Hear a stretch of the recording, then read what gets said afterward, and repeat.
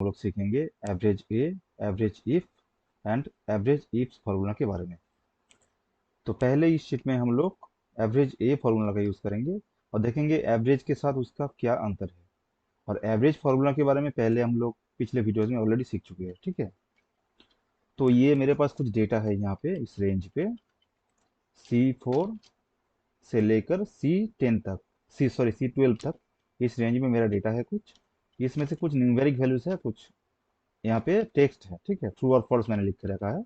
तो यहाँ पे हम लोग समझेंगे कि एवरेज और एवरेज ए के बारे में, मतलब ये इस इन दोनों के बीच में क्या डिफरेंसेस है, ठीक है। तो पहले हम इस रेंज को एवरेज करते हैं। एवरेज, यहाँ पे इस रेंज को सिलेक्ट कर देते हैं। देखिए यहाँ पे रिजल्ट क्या है, 10.5714। तो मैनुअली अगर हम इसको एवरेज करेंगे तो देखेंगे यहाँ पे 10.57 ही आ रहा है। ये जो एवरेज आ रहा है ना, इसमें कितना सेल है टोटल में, न्यूमेरिक वैल्यू वाला, 1 2 3 4 5 6 7, टोटल 7 सेल्स है। और इसका साम कितना आ रहा है, साम आ रहा है यहाँ पे आपका 74। तो हम 74 को अगर 7 से डिवाइड करेंगे तो देखिए 10.57, तो ये वैल्यू मैच कर जा रहा है, ठीक है।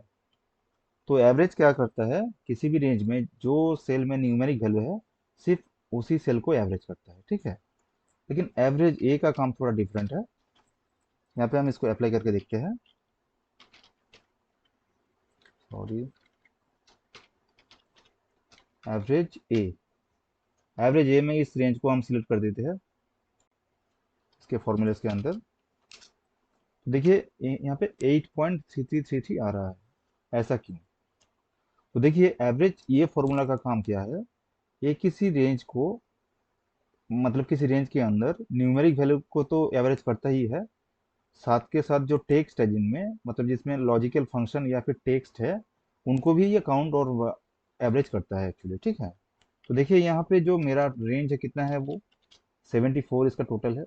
लेकिन इस फॉर्मूला का खासियत यही है, जिस सेल में ट्रू रहेगा, मतलब जो हम लोग का जो बोलियन वैल्यू होता है, ट्रू और फॉल्स, इनमें से ट्रू को ये 1 पकड़ता है और फॉल्स को 0 पकड़ता है। या फिर किसी भी टेक्स्ट में लिखूंगा ट्रू छोड़ के, उसको 0 पकड़ेगा। तो सम कितना है इस रेंज का, 74। तो अगर ट्रू को मैं 1 पकड़ूंगा तो कितना होता है, 75। तो टोटल काउंट कितना है यहाँ पे, टेक्स्ट और नंबर मिला के टोटल काउंट है 9। तो 75 को अगर मैं 9 से डिवाइड करूंगा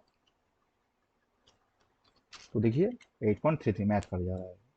तो एवरेज ये फॉर्मूला ये काम करता है, किसी भी रेंज में जो भी वैल्यू है उसका, मतलब टेक्स्ट हो या फिर कोई न्यूमेरिकल वैल्यू हो, सारा सेल को एवरेज करता है एक साथ। और अगर उसी रेंज में किसी भी सेल में ट्रू लिखा है, मतलब ये जो बुलियन वैल्यू है, ट्रू को सिर्फ 1 पकड़ता है, इसको छोड़ के अगर फॉल्स लिखा रहेगा तो उसको 0 पकड़ेगा। और अगर फॉल्स की जगह पे कुछ और भी लिखा रहेगा, मैं यहाँ पे ये भी सी लिख रहा हूँ, देखिए इसमें कोई चेंजेस नहीं आ रहा है। लेकिन अगर मैं ट्रू की जगह पे कुछ और लिख दूंगा, ABCD, तो देखिए यहाँ पे चेंजेस आ रहा है इसमें, ठीक है। तो इसमें 1 माइनस हो जा रहा है, देखिए ये 74 करूंगा मैं इसको अगर, तो देखिए ये वैल्यू मैच हो जाएगा, क्योंकि इस रेंज का सम है 74। ये ट्रू के लिए यहाँ पे 75 के साथ एवरेज कर रहा था एक्चुअली, ठीक है। जब मैंने इसको ABCD कर दिया तो इस सेल का वैल्यू 1 पकड़ा, ये सॉरी 0 पकड़ा, तो इसलिए इसके साथ मैच कर जा रहा है। और ये गया एवरेज ए के डिस्कशन। और एवरेज इफ और एवरेज इफ्स है दोनों फॉर्मूला।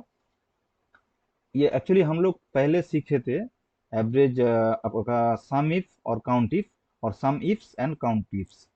तो ये एवरेज इफ और एवरेज इफ्स वो दोनों फॉर्मूले से काफ़ी मिलती जुलती है। इसके लिए हम उसी सेट का यूज़ करेंगे जो सम इफ और average if, sorry sum if और काउंट इफ और sum ifs and count if के लिए यूज़ किए थे, ठीक है। तो ये सीट आपको याद होगा। यहाँ पे ऑलरेडी सम इफ का फॉर्मूला पुट किया हुआ है, वो मैंने रहने देता हूँ वहाँ पे, ठीक है। तो यहाँ पे पहले हम एवरेज इफ का इस्तेमाल करके देखते हैं इस शीट में, ठीक है। यहाँ पे एवरेज इफ, एवरेज इफ का क्या है, रेंज है, एक क्राइटेरिया है और एक एवरेज रेंज है, ये तीनों आर्गुमेंट है इस फॉर्मूला का, ठीक है। तो एवरेज इफ में हम एक ही कंडीशन डाल सकते हैं किसी भी रेंज का एवरेज करने के लिए, ठीक है। तो रेंज में मेरा मैं नाम लेता हूँ, ठीक है। यहाँ पे रेंज पहले भी मैं बोल चुका हूँ, इसके बारे में बहुत बार, ठीक है। उसके बाद क्राइटेरिया क्या है मेरा, ये नाम के पास का वैल्यू है विनोद, और एवरेज रेंज डी सेल में वैल्यूज है। तो हम देखिए 1421.15 विनोद का टोटल सेल का एवरेज है।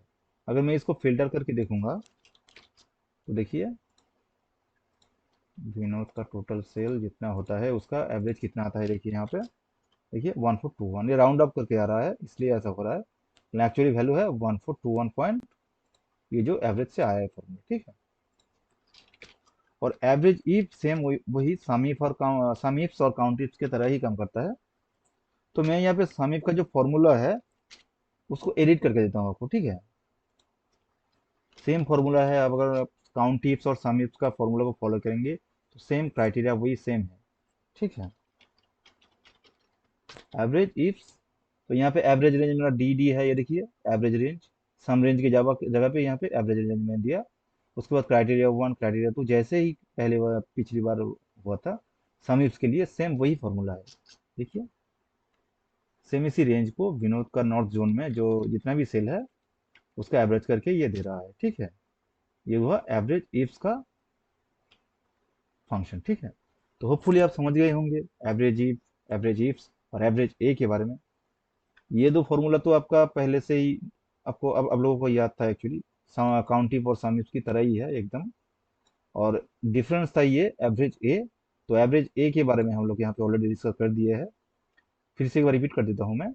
एवरेज के साथ एवरेज ए फॉर्मूला का यही डिफरेंस है, एवरेज सिर्फ न्यूमेरिक सेल का वैल्यू को, मतलब रेंज में अगर किसी सेल में न्यूमेरिक वैल्यू है उसको एवरेज करता है, लेकिन एवरेज ए पूरी रेंज का एवरेज करता है।